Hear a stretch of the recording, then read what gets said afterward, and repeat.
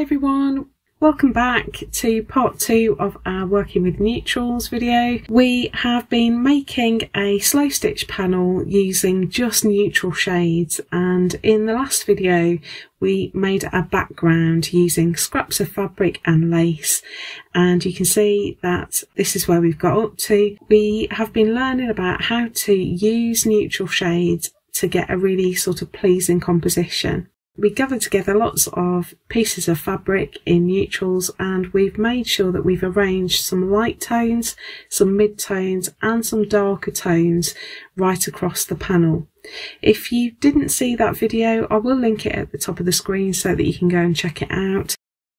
And if you have no idea what we're doing, this is the inspiration for this video. So a couple of years ago I started a sampler book, and I'm making a page that samples stitches beginning with each letter of the alphabet, and I won't go through this in detail now because I did talk about it in the last video, but I'm up to K, and my followers on Instagram are choosing my colour schemes for me, and so this time they chose neutrals, which is why we're creating this panel.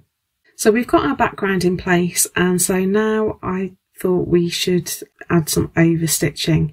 So you can see I've added in my felt letter K just in the corner there, and I've just tacked that down with a thread that coordinates. And I do find that it's better when you're doing embroidery to stitch things down, because embroidery really requires you to use both hands a lot of the time, and if you have got to use one hand to hold a piece of fabric in place, it's going to affect the finish you get on your work. And so for me, you could pin them down, but for me I find it's much better to have a really stable base where the pieces of fabric aren't moving at all, so that I can just get on with embroidering on the surface. Now you can see around my panel I've got a very broad range of threads. I've got linens here, I've got cotton threads, I've got threads of different weights as well as different tonal values. So I've made sure I've got some lights, some mids and some darks in here. And I'm going to start with knotted loop stitch. Now I will talk about the process for each of the stitches, but if you want a clear tutorial, Instagram is the place to go. So I've posted reels. You can go onto my homepage on Instagram and find the K highlights button, and they're all collected in there. And so if you want a close-up tutorial of each stitch, that's the place to look. So knotted loop stitch is worked in between two parallel lines, and I've just sketched those in a heat erase pen, and I've just got a nice sort of mid-tone thread here that I'm going to start off with. So knotted loop stitch, we start right in the middle of the two parallel lines and come up from the back, and then I'm going to take my needle forward a little way and down on the right hand parallel line. And I'm going to hook my needle through so that it comes out directly below that on the bottom parallel line, and then we pull through, and that is going to create a little diagonal stitch. Then I'm going to loop my thread round clockwise all the way round to the right, and I'm going to take my needle through the diagonal stitch from bottom to top. If you're working on horizontal, you need to go from right to left, and I'm going to make sure that my needle passes over that working thread loop that I've created, and when I pull through, that pulls the diagonal stitch down and forms a sort of knot at the centre. So then I move forward a little way on my line and go from right hand parallel line to left hand again, loop my thread around and go underneath the little diagonal that's been created. And I want to keep my tension just tight enough so that the loop knots that I'm creating are pulled to the centre in between those two lines, and it creates a sort of raised ridge along the centre. I do like on these panels to experiment with stitches and use different weights of thread and observe the different effects that you get. So I've got a much chunkier thread here. This is a sheepy's thread, that is going to create a much sort of chunkier line, and I'm going to work the stitches much closer together. So that's knotted loop stitch. It will appear elsewhere on the panel, but I'm just trying to give you an idea. Now I've worked those two lines in straight lines at right angles to each other, and all of my background pieces are squares and rectangles as well, and I want to break that up a little bit, and so I've just sketched in there two parallel lines that form a curve right across the piece. I want to cut through all of those straight edges with something more curvy, and for this I'm going to use knotted pearl stitch. Now this is formed in a similar way, so I'm going to start in the centre again and go up to the top, but I'm not going to go quite as far forward. I'm going to go almost vertically up and then come out again on that bottom line. Then, just like with knotted loop stitch, I'm going to take my thread all the way around clockwise to create a loop, and I'm going to come back through that diagonal that has been created, just like I did with knotted loop stitch. The difference with knotted pearl stitch though is we repeat that process, so I'm going to loop my thread around clockwise again and go back under the same diagonal for a second time, and it creates a much chunkier knot at the centre, and we're going to get a much more chunky, much more textural effect on this stitch.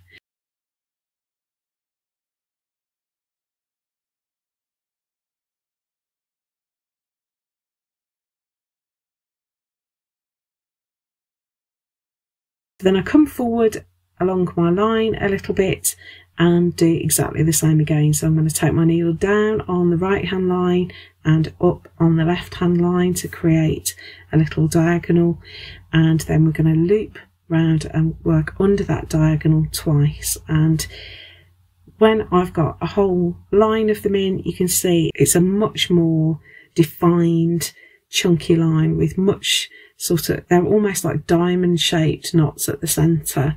I really love this one. It's so textural. It just looks great. So I've created that, and I've worked a second line alongside it in a different coloured thread.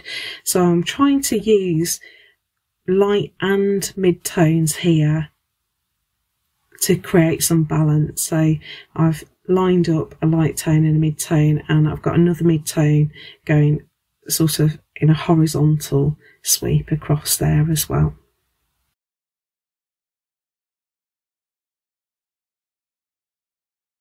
Another stitch I covered for Kay was cluster blocks, and these, I will do a bit of a disclaimer here, they are better when you work them on a counted fabric, so something like Ada or even weave. You can get a much neater finish, but I quite like the way they look, so we're just going to be a little bit playful and create a version of them here. Now I've created a little grid in the at the bottom of my panel, because what we're going to create is little squares of satin stitch, and we're going to work them in a checkerboard. And the key with cluster blocks is that they change directions with each row. So I'm starting on what will be my top row. I know it looks like I'm at the bottom, it's just the angle that I'm holding the fabric at, and I'm starting in the top right hand corner of my block, and I'm going to create some satin stitches that sit really close together. So these are just straight stitches that sit as close together as we can get them, and I'm going to work from, it's upside down, I'm working from left to right, but if this was in a frame in the right book, I'd be working from right to left. It doesn't really matter, but you need to start on one side and work horizontally across until you've completed your little square. And then we're going to work on the square diagonally down from that. So I'm going to come right along the joining line and come out in the bottom left.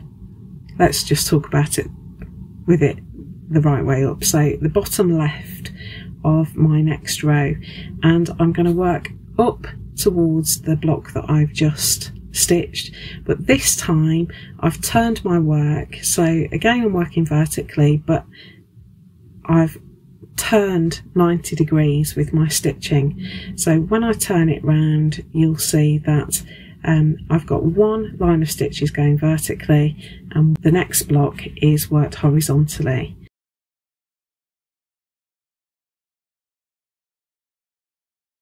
So now I'm onto my third block and I'm going to echo the direction that I did first. So now I'm going to be working horizontally again. So I've taken my needle up in the corner away from the block that I've just stitched, and I'm going to work back down towards the previous block. It's really hard to explain this, particularly because I'm rotating the work. Do go and watch that reel on Instagram because it will make much more sense. So we're working these cluster blocks in pairs of lines. So we've got line 1 and line 2, and then once we finish those, I'm going to come back and do line 3 and line 4. And so you work them in pairs like that so that you can make sure that your stitches are going in different directions. Now you can see on my letter K I've added some stitches, and this stitch is a knotted sheaf stitch, and I actually prefer this to standard sheaf stitch. I think it's far more interesting. So if you know sheaf stitch, it is worked first of all with a series of straight stitches that are a little distance apart, so not quite like satin stitch where we're trying to butt them up against each other. We want a little space in between each one. And normally with sheaf stitch you would work 3 vertical stitches. You can actually work as many as you like. I'm going to be working 4 stitches for this one. It's a much bolder stitch, a much bolder version of sheaf stitch. So I've put in 2 stitches there. You can see they're like tram lines. There's a little gap between them.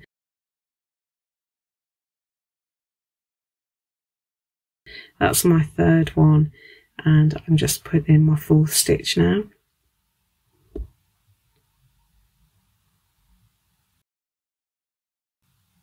Just taking my time to make sure that they are lined up and straight and evenly spaced. I think it creates a better finish. When you've got your straight lines in, I want to bring my needle up in the centre of those stitches, but with my needle angled so that the thread comes out to the left.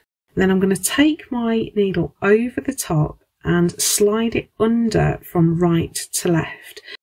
We're going to take our needle all the way through and we're going to wrap our thread over the top of the needle and then pull through. And that creates a little knot. And then we're going to go back over to the right hand side of the stitch and take our needle down at an angle so that the needle goes through the fabric, tucked under the stitch at the back in the centre. So we've created this little knotted tie around the middle of the sheaves of wheat. They do look like old-fashioned wheat sheaves, hence the name of the stitch. So again, I've got my 4 straight stitches in there. So I'm going to angle my needle so that it comes up from the back and out to the left hand side of the stitch. Then I'm going to take my needle underneath those straight stitches from right to left and loop my thread over the top just once and pull through. Just make sure that knot is sitting in the centre, and then I angle my needle again so that I tuck it underneath the stitch and take it through to the back. And I'm going to work lots of these, some vertical, some horizontal, and make a little bit of a spray of knotted sheaf stitches around the piece. So you might be able to just see that at the bottom there I've put in all my sheaf stitches. The last stitch we want to do is knotted blanket stitch, and this reel went crazy on Instagram for reasons I can't account for. So this is worked in the same way that we work blanket stitch, but each time we make a stitch we're going to loop the thread over our thumb and slide the needle underneath that loop. So I'm using the edge of my nail as a sort of channel for the needle to go through. And then we work a blanket stitch.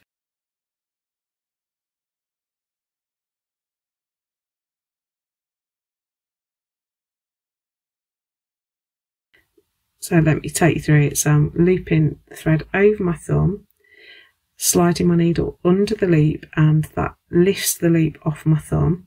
And then I go down at the top of the stitch, rock my needle out on the horizontal line of the stitch, and I'm going to pull that knot tight around the needle, and then I'm going to hold the knot in place while I pull the needle through.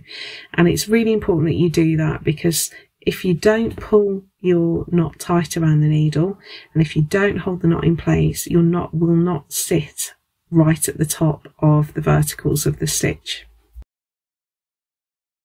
So here's the finished piece. As I say, I've done quite a quick skip through the different stitches that I've used there, but you can go and watch the full tutorials over on Instagram. I do like this one. It's very different to all my other pages. I think it in its own way is very striking. You can see that I've added quite a lot of embellishments. I've created these little sprays of knotted blanket stitch worked in a circle, so it's a little bit like a blanket stitch wheel but facing outwards.